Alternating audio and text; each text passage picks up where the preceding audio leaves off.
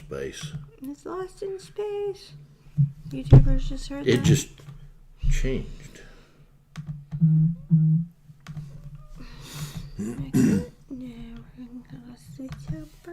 Good morning. Good morning. I'm Carl Mingers. This is Aaron Burns. Hi. We are WRME live in Mustang, Oklahoma. And we are live. May 6th, episode 214.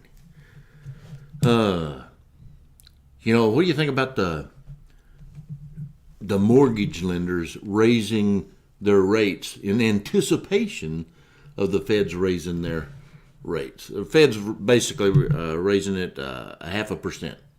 Okay, Right. But mortgage lenders did it in anticipation of that, which everybody's got to cover their butt. But I know it's affecting people because you got people basing what they're going to purchase Off of what that interest the rate, interest rate was, and if they're not paying attention or that lender isn't communicating with them, they might get in a bad situation because now their payment's more than what they had budgeted.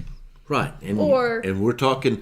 A lot of people don't understand the escrow part of their payment. So that's the other thing we're seeing too. Your principal and interest. Say your principal and interest is total $1,000 a month, and your escrow is $300 a month. Right. Okay, your payment won't change as far as your principal and interest if you have a fixed rate mortgage, which most people should. That's the way to go. But the crazy market is causing the house values to go up, Right. which the house values going up causes your insurance rates to go up. And people being tighter on money affects their credit score, which makes their insurance rates go up. And taxes are going, because taxes are based on what the county assessor values your home at. Mm-hmm. So you're buying these houses based on the taxes of 2021. We personally got a letter the other day saying the assessed value by the county assessor's office is now up, which means our property taxes is going up, which means our homeowner's insurance is going up, which means our mortgage payment is going. Right now, you've got homestead exemption filed on We yours, do, correct? but okay, so the still. most it can go up is 3% a year until it changes hands. But still, 3% is 3%. But when you add on 3%, But that has nothing to do with your everything else, no. insurance. Insurance can go up 10 or 15%. Right. But they looked at that as, they'll look at that excess values at the county assessor's office Mm-hmm. and be like, okay, and then consider the inflation rates of everything. And Also property damages. We have a whole bunch of tornadoes or hail go through, Right. and they have a whole bunch of claims in an area. Then your insurance rates even go up more. And I kind of feel bad for banks because they're the ones that catch hell. they are. Everybody's like, "Oh, that bank's screwing me over," whatever. It's not really the bank. It's the county, and the county has formulas they have to go by, and it goes by sales. That's why we're frustrated as realtors to see people paying $30,000, $40,000, $50,000 over a normal price for a or property. even appraised value with this appraisal Right. gap. Right. That affects everybody in that neighborhood. It affects So you everybody in the else's long taxes run. go up. Right. And if you live in a neighborhood that very seldom changes hands, we've got some mature neighborhoods here that, the people have been in the houses 25, 30 years. Plus. Most of them have their stuff paid off or, Right. a low mortgage, but their taxes are just going berserk. And, I was talking to somebody the other day. It takes 3 months of their retirement check just to pay their property tax. Ouch. I don't doubt it. And that they have reduced their insurance to where, because they don't have a mortgage anymore, they've reduced their insurance. And I'm like, I really hate to see somebody reduce their insurance because we have tornadoes, like Seminole basically got wiped out the other day. I hate to see people have to make that kind of decision, and this inflation isn't helping a bit. No. I went to Lowe's this week, bought a 24-inch piece of 4-inch PVC. I buy those on a regular basis when I'm patching pipes and stuff like that. Last year, I paid $8.99. Right. Today it's $26.99. You can't tell me that 7.5 or 10% inflation. And I know it's because that's a petroleum-based product. Right. Okay, that's crazy. But we have a lot of products, and that's the other thing people don't realize. We have a lot of products that are petroleum. There's something in them If it's plastic, that has it. fiberglass, all this stuff is So based on it doesn't petroleum. just affect gas or this or that. It affects other products too that use Oh, that absolutely. to make it. So that's, do research if you're like, why is this going up? There's a reason. Groceries go up because the trucker's delivery cost cost. is up. Yeah, so it all trickles down. I was reading an article. We were eating down at the truck stop the other day. I know I'm a hillbilly when I eat at the truck stop, but they got a really good Italian place down here.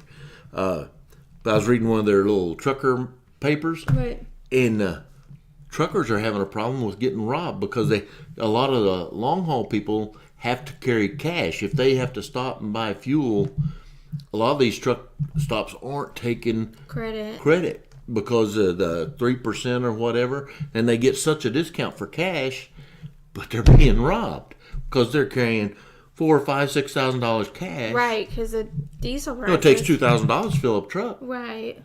Holy cow! And I moan and groan when I have to spend $100 to fill up my Rover. $100 is bull. I went and filled up all my farm vehicles the other day. My Dodge, my Chevy, my Rover, all the side by side and all this. I spent over $300. I don't doubt it. And usually, what's sad is my husband has a diesel. Diesel's usually cheaper than It's gas. crazy. And now diesel, so it's like A buck more. So yeah, it's just These are crazy times we live in, but people are still spending money on their houses. I mean, you go down to Lowe's, everybody's still buying all the stuff to fix their things up, and which is good. I think a lot of people are saying, "Hey, I'm staying here because, instead of selling and moving to a different house, because first of all, if you sell your house, you can't better have compete. something else under Right. contract, or you're have going a to be place- homeless." Or have a place to stay temporarily. Mm-hmm. I talked to someone the other day about that. Because I was like, we'll have to sell yours first if it goes that route, and then make sure you're approved I had and somebody. have some place to stay. I had somebody contact me this week on my Airbnb. They wanted to stay there for 6 months because they sold their house, and the house they had supposedly under contract got busted, and they're homeless. Okay, and they're perfectly willing to rent my house for 6 months. But I already have people. May is booked up. June is booked up. Most of July is booked up. And I can't Right. kick these people out. I mean, they made reservations, just like you do at a hotel or something. And I feel bad.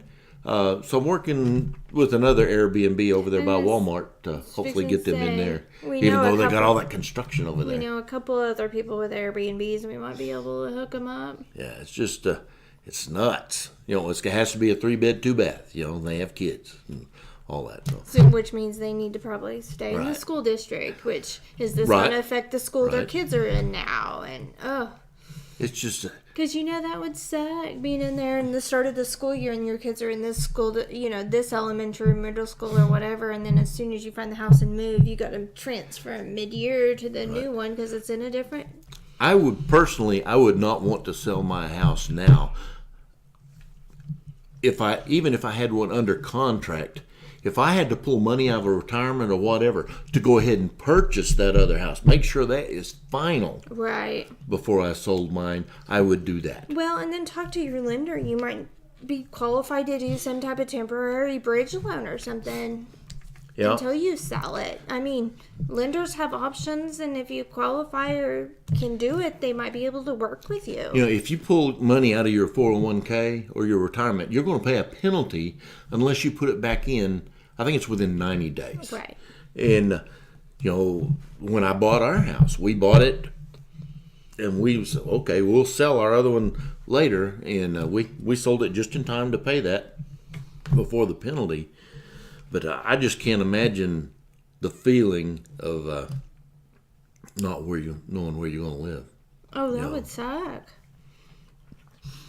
Oklahoma City has sure got some issues with homeless.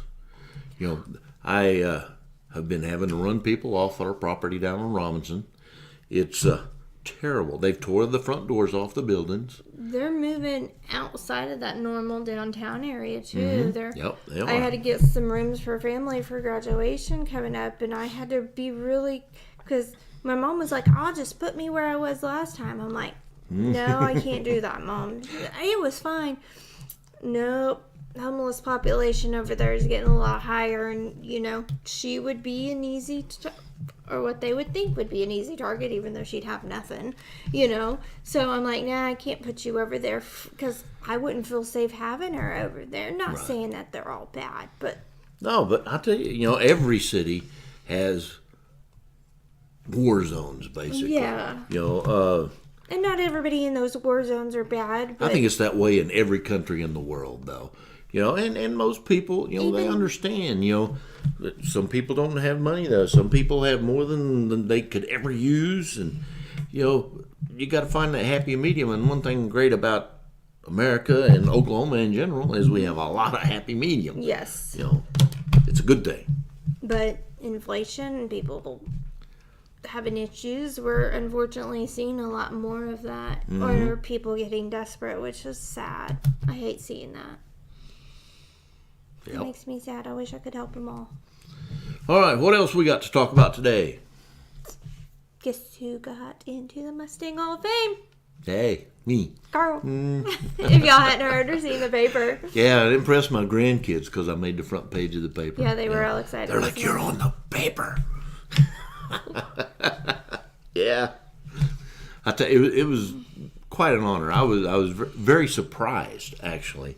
We had to make him drop the turkey leg. Yeah, well, we had this medieval theme, and they served us turkey legs. They were huge, and I forgot my pocket knife, and they give us a butter knife, and I could not cut through there. So I'm working on that thing, and my wife leans over and says, "I think they're talking about you." I'm like, "What?"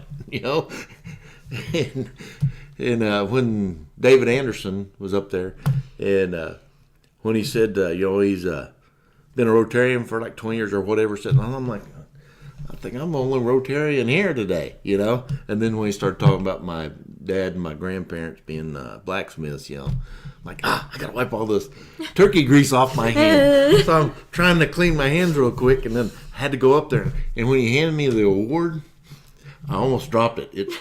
It's sliding in my hand. And I shook David Anderson's hand. And he pulled back. He's like, You're like, sorry. It was funny. Well, that, and then, of course, we've already started working on Western Days and the Chuck Wagon. So any businesses out there that's the weekend after No. Labor Day, right? Yes. Hold on. Labor Day, Western Days. Willing for the Wounded. Yes. Yes, okay. Hold on, I had to get my weekend Too many straight. projects that month. Yes. Oh, yeah. So if you're interested in sponsoring or getting involved, let me know, or hit Carl up and he'll get you towards me. We're always looking for sponsors. The more sponsors that we have, the more wagons we can bring in, the more people we can feed. Right. Absolutely.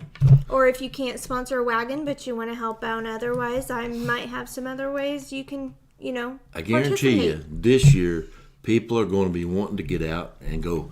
Western Day should be a big deal this year. Good. Last year was good, but I mean, we still had a lot of people not wanting to get out.